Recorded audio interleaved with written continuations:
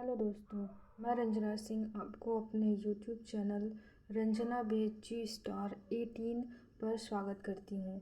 तो आज का हमारा टॉपिक है हमारी बदलती पृथ्वी। इसके पहले हमने 2 चैप्टर क्लियर कर लिए हैं। पहला पर्यावरण, दूसरा पृथ्वी के अंदर और तीसरा है हमारी बदलती पृथ्वी। तो पर्यावरण जो होता है, पर्यावरण देखिए, पर्यावरण 2 शब्दों से मिलकर बना है। परि धन आवरण, परि प्लस आवरण।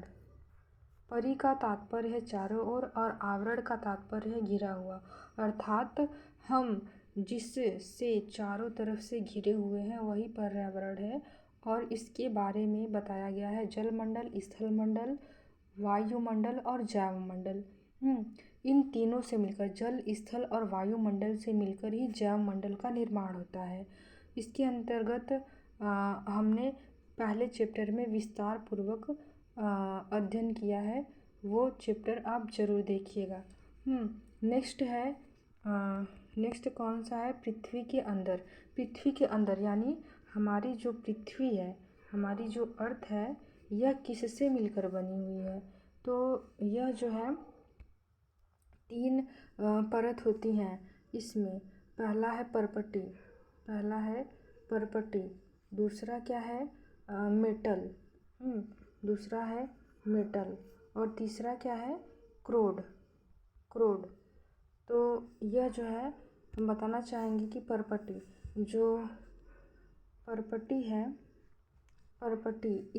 यह सियाल यानी सी से सिलिकॉन हो जाएगा और याल से एल से, सियाल मतलब SIAL। तो सिलिकॉन और एल्यूमिनियम। और दूसरा हो जाएगा मेटल हो जाएगा। तो यह जो है सीमा मतलब सीमे मैग्नीज होता है, मैग्नीज। ठीक है, तो सिलिकॉन और मैग्नीज से मिलकर बना हुआ है मेटल। और तीसरा हो जाएगा क्रोड जो है यह नीफे मतलब NIFE, नीफे मतलब हो जाएगा निकिल और फेरस से मिलकर जो है क्रोड बना हुआ है। तो सबसे अधिक भाग जो होता है वो क्रोड का ही है। तो चलिए देख लेते हैं इसके बारे में, अपने नेक्स्ट चैप्टर के बारे में। आज हम जो है वो हमारी बदलती पृथ्वी के बारे में विस्तार से चर्चा करेंगे। तो आइए स्टार्ट करते हैं। तो इसमें पहले देखिए, यहाँ पर दे रखा है, यहाँ पर आप देख सकते हैं। तो यहाँ पर यह फिगर दिया हुआ है जो कि इससे तात्पर्य है, इससे मतलब कि वह परत को बता रहा है, पृथ्वी के परत को बता रहा है कि सबसे ऊपरी परत जो है वो बहुत पतली होती है। यहाँ पर शब्दावली दिया है कि स्थलमंडलीय प्लेट किसे कहते हैं? तो भूपर्पटी में अनेक बड़ी एवं कुछ छोटी कठोर असमान आकार की प्लेट होती हैं जिन पर महाद्वीप एवं महासागर की सतहें टिकी हैं। भूपर्पटी में अनेक बड़ी एवं कुछ छोटी कठोर असमान आकार की प्लेट होती हैं जिन पर महाद्वीप एवं महासागर की सतहें टिकी हुई हैं। यहाँ पर आप देख सकते हैं, छोटा करेंगे तो यहाँ देखिए ज्वालामुखी, एक ज्वालामुखी के बारे में दिया, मतलब कि यहाँ पर दिखाया गया है। ठीक, यहाँ पर गैस व राख है, ऊपर जो है गैस व राख है। उसके नीचे क्रेटर है। क्रेटर मतलब जब ज्वालामुखी उद्गार होता है ज्वालामुखी का, तो वहाँ पर एक मतलब नदी या फिर हम कह सकते गड्ढे नुमा आकार हो जाती है, तो उसको क्रेटर कहते हैं। और जो जब नीचे से जाता है, ये जो रेड कलर का दिख रहा है, रेड कलर का पेड़ नुमा, तो उसको क्या कहते हैं? उसको कहते हैं निकास। उसको निकास कहते हैं।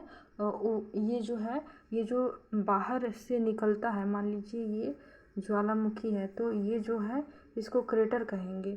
और ये जो निकलता है लावा, ये मान लीजिए ज्वालामुखी, तो ये जो लावा निकल रहा है इसको क्या कहेंगे, लावा कहेंगे।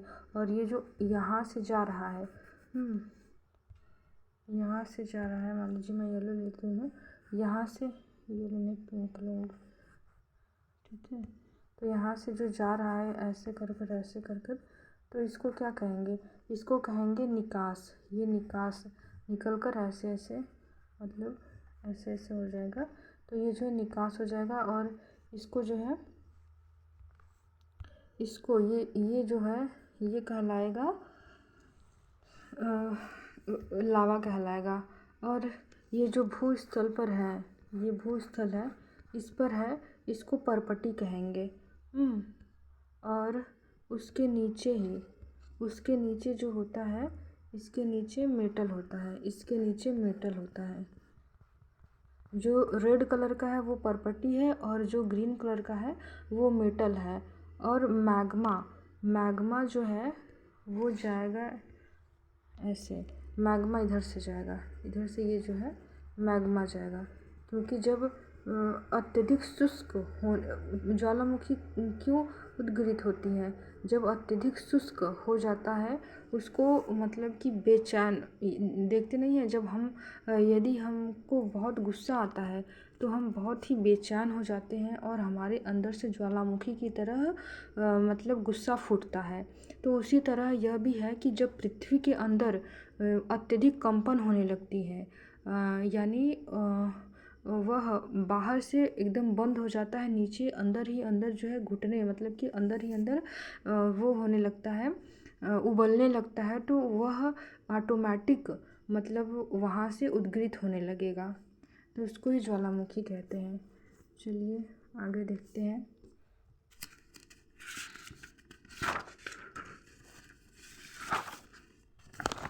यहाँ पर दिया है, एक बर्तन ले, उसे जल से भरकर ढक्कन से बंद कर दें तथा जल गर्म करने के लिए रख दें। अब कुछ मटर चम्मच और मोती ढक्कन से ऊपर रख दें।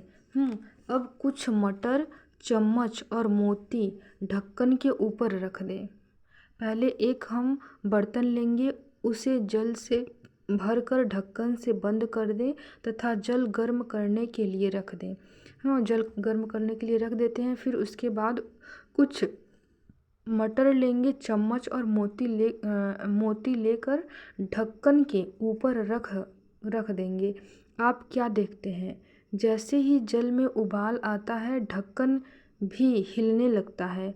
जो वस्तुएं आपने ढक्कन के ऊपर रखी हैं उनमें कंपन होने लगती है, दाने नीचे जाते हैं और चम्मच के कंपन से जो है ध्वनि उत्पन्न होती है। इसी भांति जब भूकंप आता है तो पृथ्वी में कंपन उत्पन्न होने लगता है। यहाँ पर ज्वालामुखी कैसे आता है, ज्वालामुखी का उद्गार कैसे होता है, यह एग्जाम्पल के द्वारा मतलब एक क्रियाकलाप के द्वारा जो है बताया गया है। क्या आप जानते हैं कि भूकंपीय तरंगे 3 प्रकार की होती हैं, पी तरंगे अथवा अनुदैर्ध्य तरंगे, एस तरंगे अथवा अनुप्रस्थ तरंगे, एल तरंगे अथवा पृष्ठीय तरंगे। यहाँ पर दिया है कि भूकंपीय तरंगे जो होती हैं वो 3 प्रकार की होती हैं, पी तरंगे, एस तरंगे और एल तरंगे। पी तरंगे को हम क्या कहते हैं, पी तरंग को हम अनुदैर्ध्य तरंग कहते हैं, इसको अनुदैर्ध्य तरंग कहते हैं। एस तरंग को हम अनुप्रस्थ तरंग कहते हैं। एस तरंग को हम अनुप्रस्थ तरंग कहते हैं, अनुप्रस्थ तरंग कहते हैं। और एल तरंग को हम क्या कहते हैं, पृष्ठीय तरंगे कहते हैं। पृष्ठीय तरंगे कहते हैं। इन तरंगों के गुणधर्म विश्वकोश से ज्ञात करने का प्रयास कीजिए। ठीक है, ये जो है आप लोगों का होमवर्क है। कहते हैं भूपर्पटी के नीचे वह स्थान जहाँ कंपन आरंभ होता है उद्गम केंद्र कहलाता है। उद्गम केंद्र के भू सतह पर उसके निकटतम स्थान को अधिकेंद्र कहते हैं। यहाँ पर है कि कहते हैं भूपर्पटीय के नीचे वह स्थान जहाँ कंपन आरंभ होता है उद्गम केंद्र कहलाता है। उद्गम केंद्र के भू सतह पर उसके निकटतम स्थान को अधिकेंद्र कहते हैं। अधिकेंद्र से कंपन बाहर की ओर तरंगों के रूप में गमन करती है। अधिकेंद्र के निकटतम भाग में सर्वाधिक हानि होती है एवं अधिकेंद्र से दूरी बढ़ने के साथ भूकंप की तीव्रता धीरे धीरे कम हो जाती है। अधिकेंद्र के निकटतम भाग में सर्वाधिक हानि होती है एवं अधिकेंद्र से जब दूरी बढ़ेगी तो भूकंप की तीव्रता जो है धीरे धीरे कम हो जाती है। यहाँ पर आप देख सकते हैं, ये जो फिगर है वह उद्गम केंद्र, यहाँ से देखिए उद्गम केंद्र है, ये जो दिया है ये उद्गम केंद्र है, यहाँ उद्गम केंद्र है, यहाँ उद्गम केंद्र है। फिर उसके बाद प्लेट स्पॉय अभिकेंद्र, भूकंपीय तरंगे सभी दिशाओं में जो है बाहर की ओर निकलती हैं। अब जो है जब ये ज्वालामुखी यहाँ पर रहेगा तो ये यहाँ अंदर से जाएगा, फिर ये जो है बाहर की तरफ अपना वो करती हैं, मुख करती हैं। यहाँ पर क्रोड है भाई, यहाँ पर एक गड्ढा की तरह रहेगा तो इसको क्रोड कहते हैं। और ये भूकंपी तरंगे जो है बाहर की तरफ जाने लगेंगी। ठीक है, आगे देखते हैं। भूकंप का मापन, मतलब क्या आप जानते हैं कि भूकंप का मापन एक यंत्र से किया जाता है जिसे भूकंप लेखी कहते हैं। भूकंप की तीव्रता रिक्टर स्केल पर मापी जाती है। भूकंप की तीव्रता जो है रिक्टर स्केल पर मापी जाती है। जिस भूकंप की तीव्रता 2.0 अथवा उससे कम होता है उसका प्रभाव नहीं के बराबर होता है। जिस भूकंप की तीव्रता जो होता है वो 2.0 से कम होता है तो वह नहीं के बराबर होता है, और जिस भूकंप की तीव्रता 5.0 होता है वह वस्तुओं के गिरने से क्षति पहुंच सकता है। अब 5.0 होगा भूकंप की तीव्रता, तो वहाँ जो है वस्तुओं के गिरने से क्षति भी पहुंच सकती है। जिस भूकंप की तीव्रता 6.0 अथवा उससे अधिक होती है वह बहुत शक्तिशाली, और जिसकी तीव्रता 7.0 अथवा इससे अधिक होती है वह सर्वाधिक शक्तिशाली समझा जाता है।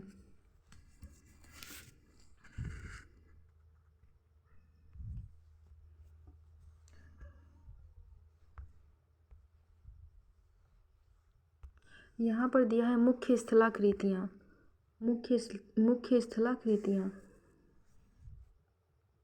मुख्य स्थलाकृतियाँ अपक्षय एवं अपरदन नामक दो प्रक्रमों द्वारा दृश्य भूमि लगातार विघटित रहता है, इसलिए पृथ्वी की सतह, ठीक है, अपक्षय एवं अपरदन नामक दो प्रक्रमों द्वारा दृश्य भूमि लगातार विघटित होती रहती है। पृथ्वी की सतह पर शैलों के टूटने से अपक्षय की क्रिया होती है। पृथ्वी की सतह पर शैलों के टूटने से क्या होती है, तो शैलों के टूटने से अपक्षय की क्रिया होती है। भूदृश्य पर जल, पवन एवं हिम जैसे विभिन्न घटकों के द्वारा होने वाले क्षय को अपरदन कहते हैं। वायु, जल आदि अपरदित पदार्थ को एक स्थान से दूसरे स्थान पर ले जाते हैं और फलस्वरूप एक स्थान पर निक्षेपित करते हैं। अपरदन एवं निक्षेपण के ये प्रक्रम पृथ्वी के धरातल पर विभिन्न स्थलाकृतियों का निर्माण करते हैं। जब नदी मैदान क्षेत्र में प्रवेश करती है तो वह मोड़दार मार्ग पर बहने लगती है। नदी के इन्हीं बड़े मोड़ों को विसर्पण कहते हैं। इसके बाद विसर्पों के किनारों का लगातार अपरदन एवं निक्षेपण शुरू हो जाता है। विसर्प लूप के सिरे निकट आते हैं। विसर्प लूप के सिरे जो है निकट आते जाते हैं। समय के साथ विसर्प लूप नदी के कट जाते हैं और एक अलग झील बन जाते हैं जिसे चाप झील भी कहा जाता है। कभी कभी नदी अपने तटों से बाहर बहने लगती है, फलस्वरूप निकटवर्ती क्षेत्रों में बाढ़ आ जाती है। बाढ़ के कारण नदी के तटों के निकटवर्ती क्षेत्रों में महीन मिट्टी एवं अन्य पदार्थों का चाप झील निक्षेपण करती है। ऐसी मिट्टी एवं पदार्थों को अवसाद कहते हैं। इससे समतल उपजाऊ बाढ़कृत मैदान का निर्माण होता है। नदी के उपस्थित तटों को तटबंध कहते हैं। समुद्र तक पहुँचते पहुँचते नदी का प्रवाह धीमा हो जाता है तथा नदी अनेक धाराओं में विभाजित हो जाती है। नदी के कार्य। नदी के जल से दृश्य भूमि का अपरदन होता है। नदी का क्या कार्य क्या होता है कि नदी के जल से दृश्य भूमि का अपरदन होता है। जब नदी किसी खड़े ढाल वाले स्थान से अत्यधिक कठोर सैल या खड़े ढाल वाली घाटी में गिरती है तो यह जलप्रपात कहलाता है। जैसे कि हम भारत का जो मैप है इसके पश्चिम साइड में देखेंगे महाराष्ट्र से लेकर केरल तक, तो यह जो है वहाँ पर जलप्रपात होती है क्योंकि वहाँ पर घाटियाँ जो होती हैं वह डायरेक्ट नीचे गिरती हैं। और पूर्व के साइड में देखेंगे तो वह गंगा को देखेंगे तो वह समतल से होते हुए जाती हैं। तो क्या आप जानते हैं कि विश्व में हजारों छोटे छोटे जलप्रपात हैं। सबसे ऊंचा जलप्रपात दक्षिण अमेरिका के वेनेजुएला का एंजेल जलप्रपात है। सबसे ऊंचा जलप्रपात कौन सा है? तो दक्षिण अमेरिका के वेनेजुएला का एंजेल जलप्रपात है। अन्य जलप्रपात उत्तरी अमेरिका में कनाडा तथा संयुक्त राज्य अमेरिका की सीमा पर स्थित नियाग्रा जलप्रपात है। और अफ्रीका में जाम्बिया एवं जिम्बाब्वे की सीमा पर स्थित विक्टोरिया जलप्रपात है। अफ्रीका का विक्टोरिया जलप्रपात है। और अन्य जलप्रपात उत्तर अमेरिका में कनाडा तथा संयुक्त राज्य अमेरिका की सीमा पर स्थित नियाग्रा जलप्रपात है। यहाँ पर आप देख सकते हैं डेल्टा। डेल्टा किसे कहते हैं? तो जैसे कि हम पेड़ों की शाखा नहीं देखते हैं तो उस प्रकार शाखानुमा जो नदी अपना बहने लगती है, जैसे कि गंगा जो है एक डेल्टा स्वरूप संरचना बनाती है। क्यों? क्योंकि वह अनेक जो है नदियाँ उसमें आकर मिलती हैं गंगा से। मुख्य नदी जो है वो गंगा हो गया, और जैसे ताप्ती हो गया, बहुत सारी नदियां हैं जो यमुना हो गया, ताप्ती हो गया, महानदी हो गया, ये सब जो है डेल्टा के रूप में बगल बगल से मतलब जाकर बनाती हैं। ठीक, तो आगे देखते हैं समुद्री तरंग के कार्य। समुद्री तरंग के कार्य क्या होता है आइए समझ लेते हैं। समुद्री तरंग के कार्य तो समुद्री तरंग के अपरदन एवं निक्षेपण तटीय स्थलाकृतियाँ बनाते हैं। समुद्री तरंग लगातार सैलों से टकराती रहती हैं जिससे दरार विकसित होती हैं। समय के साथ ये बड़ी और चौड़ी होती जाती हैं। समय के साथ ये दरार जो है बड़ी और चौड़ी होती जाती हैं। इनको समुद्री गुफा कहते हैं। इन गुफाओं के बड़े होते जाने पर इनमें केवल छत ही बचते हैं जिससे तटीय मेहराब बनते हैं। लगातार अपरदन छत को भी तोड़ देता है। लगातार जो है अपरदन छत को भी तोड़ देता है। जैसे कि बार बार जब जल जाकर उससे टकराएगा, अपरदित होता चला जाएगा तो छत को भी नीचे गिरा देगा और केवल दीवारें बचती हैं। दीवार जैसे इन आकृतियों को स्टैक कहते हैं। जो दीवार जैसी आकृतियाँ बचती हैं तो उसे क्या कहते हैं? स्टैक कहते हैं। समुद्री जल के ऊपर लगभग ऊर्ध्वाधर उठे हुए ऊंचे सैलीय तटों को समुद्र भृगु कहते हैं। समुद्री जल के ऊपर जो लगभग ऊर्ध्वाधर मतलब ऊर्ध्वाधर उठे हुए ऊंचे सैलीय तटों को क्या कहते हैं? समुद्री भृगु कहते हैं। समुद्री तरंगे किनारों पर अवसाद जमा कर समुद्री पुनील का निर्माण करती है।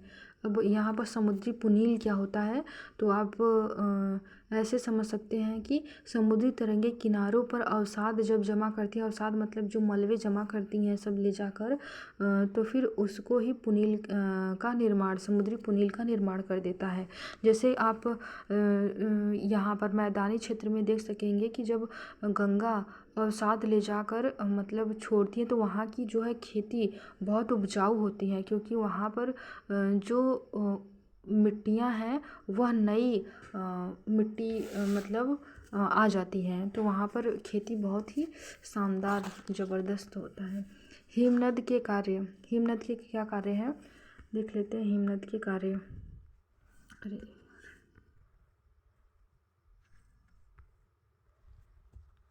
हिमनद के कार्य हिमनद अथवा हिमानी बर्फ़ की नदियाँ होती हैं। हिमनद अथवा हिमानी, हिमनद या हिमानी बर्फ़ की नदियाँ होती हैं। हिमनद, हिमनद से मतलब क्या होता है, हिम मतलब बर्फ़, नद मतलब नदी, यानी बर्फ़ की नदियाँ। हिमनद अपने नीचे की कठोर चट्टानों से गोलाश्मी मिट्टी और पत्थरों को अपरदित कर देती हैं और गोलाश्मी मिट्टी एवं पत्थरों से भूदृश्य का अपरदन करती हैं। हिमनद गहरे गर्तों का निर्माण करती हैं। हिमनद जो है गहरे गर्तों का निर्माण करती हैं। पर्वतीय क्षेत्र में बर्फ़ पिघलने से उन गर्तों में जल भर जाता है। पर्वतीय क्षेत्र में जो है बर्फ़ पिघलने से क्या होता है, उन गर्तों में क्या होता है, जल भर जाता है और वे सुंदर झील बन जाते हैं। हिमनद के द्वारा लाए गए पदार्थ जैसे छोटे छोटे सैल, रेत एवं तलछट मिट्टी निक्षेपित होते हैं। ये निक्षेप हिमनद हिमोड़ का निर्माण करते हैं। ये निक्षेप क्या करते हैं, हिमनद हिमोड़ का निर्माण करते हैं। पवन के कार्य, चलिए देखते हैं पवन की क्या क्या कार्य होते हैं। नीचे पवन के कार्य, ये है पवन के कार्य। तो क्या आप कभी रेगिस्तान देखा है, क्या आपने जो है कभी रेगिस्तान देखा है? बालू टिब्बे के कुछ चित्र एकत्र करने का प्रयास कीजिए। अब आप जो है प्रैक्टिकली करेंगे। देखिए यहाँ पर फिगर में दिखाया गया है, रेगिस्तान का चित्र दिखाया गया है। तो इसमें बोला है कि क्या आपने कभी रेगिस्तान देखा है? अब नहीं देखा है तो इमेजिन कीजिए कि बालू टिब्बे के कुछ चित्र एकत्र करने का प्रयास कीजिए। रेगिस्तान में पवन अपरदन एवं निक्षेपण का प्रमुख कारक है। ठीक है, रेगिस्तान में जो पवन है वो अपरदन और निक्षेपण का प्रमुख कारक है। रेगिस्तान में आप छत्रक के आकार के सैल देख सकते हैं। ठीक है, यहाँ पर आप जो परछाई नुमा दिख रही है, फिगर में दिख रहा है, तो वो छत्रक रूपी सैल है। ठीक, जिन्हें सामान्यतः छत्रक सैल कहते हैं। पवन सैल के ऊपर, पवन जो है वो सैल के ऊपर भाग की अपेक्षा निचले भाग को आसानी से काटती है। पवन सैल के ऊपरी भाग की अपेक्षा जो है वो निचली भाग को आसानी से काटती है, इसलिए ऐसी सैल के आधार संकीर्ण एवं शीर्ष विस्तृत होते हैं। ऐसी सैल के जो आधार होते हैं वो संकीर्ण होते हैं और शीर्ष जो है वो विस्तृत होते हैं। संकीर्ण मतलब पतला, सॉरी। तो यहाँ पर जो है संकीर्ण मतलब पतला हो जाएगा और विस्तृत मतलब जो है ऊंचा मतलब बड़ा होगा। ठीक, चलने पर यह आपने, यहाँ पर देखिए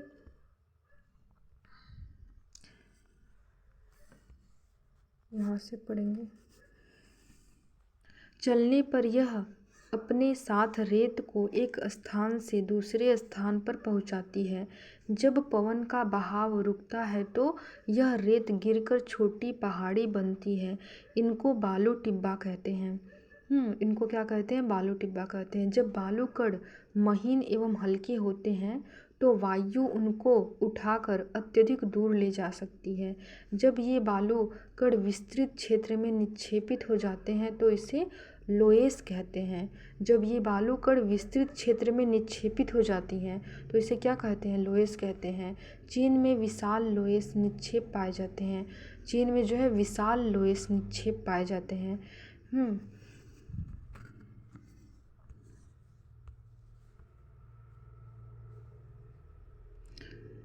निम्नलिखित में से कौन सा कथन सत्य है? निम्नलिखित में से यहाँ पर कथन आ गया कि निम्नलिखित में से कौन सा कथन सत्य है। पहला है, भूकंप के अंतर्गत भूपर्पटी के नीचे वह स्थान जहाँ कंपन आरंभ होता है उद्गम केंद्र कहलाता है। दूसरा है उद्गम केंद्र के भू सतह पर उसके निकटतम स्थान को अधिकेंद्र कहा जाता है। तो यहाँ पर हो जाएगा पहले का सी, मतलब दोनों सही है। यह भूकंप के अंतर्गत भूपर्पटी के नीचे जो स्थान होता है जहाँ पर कंपन आरंभ होता है उसको उद्गम केंद्र कहा जाता है, और उद्गम केंद्र के भू सतह पर उसके निकटतम स्थान को क्या कहते हैं? अधिकेंद्र कहते हैं। तो ए बी दोनों सही हो जाएगा, ऑप्शन नंबर सी सही हो जाएगा। पृथ्वी की गति के संदर्भ में निम्नलिखित कथनों पर विचार कीजिए। तो पहला क्या है कि जो बल पृथ्वी के आंतरिक भाग में घटित होती है अंतर्जात बल कहलाते हैं। और दूसरा है जो बल पृथ्वी की सतह पर उत्पन्न होती है, सतह मतलब ऊपरी भाग पर होगा तो बहिर्जात कहते हैं। दोनों सही है भाई। तो आंतरिक में होगा तो अंतर्जात, बाह्य में होगा तो बाह्यजात, यानी ऑप्शन नंबर सी सही है। ए और दो दोनों सही है, एक और दो दोनों सही है। क्वेश्चन नंबर तीसरा क्या है कि नदी जब मैदानी भाग में प्रवेश करती है तब वह मोड़दार मार्ग पर बहने लगती है। नदी जब मैदानी भाग में प्रवेश करती है तब वह मोड़दार मार्ग पर बहने लगती है। नदी के इन बड़े मोड़ों को क्या कहते हैं? तो क्या कहते हैं? विसर्पण कहते हैं, नदी द्रोणी कहते हैं, चाप झील कहते हैं और वितरिका कहते हैं। तो ऑप्शन नंबर ए विसर्पण कहते हैं। देखिए गंगा जो होती है वो विसर्पण करती है, यानी ये जो है मोड़दार मार्ग पर बहती है। इसका मार्ग निश्चित नहीं होता है। चलिए चौथा क्वेश्चन देखते हैं।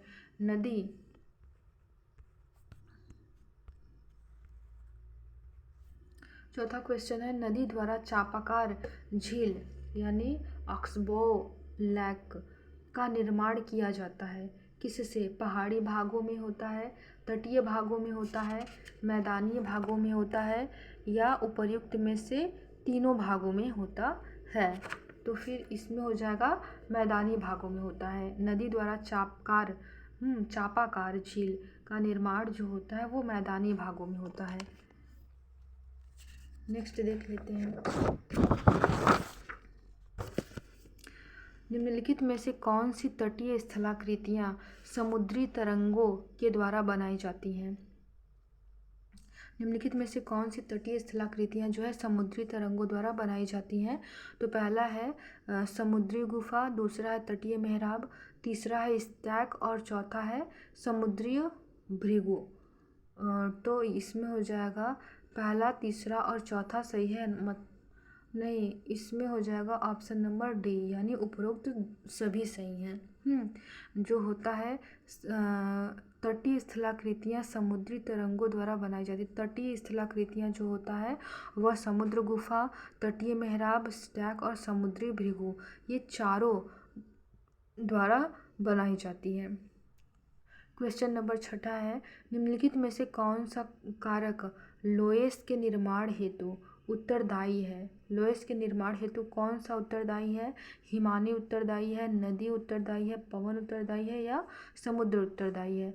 तो पवन उत्तरदायी है, क्योंकि लोएस जो होता है हमने पढ़ा था रेगिस्तान में जब मतलब अपरदन होता है तो वह एक स्थान से दूसरे स्थान तक जो बालू होता है वो उठाकर लेकर जाता है जिससे कि टीला बन जाता है।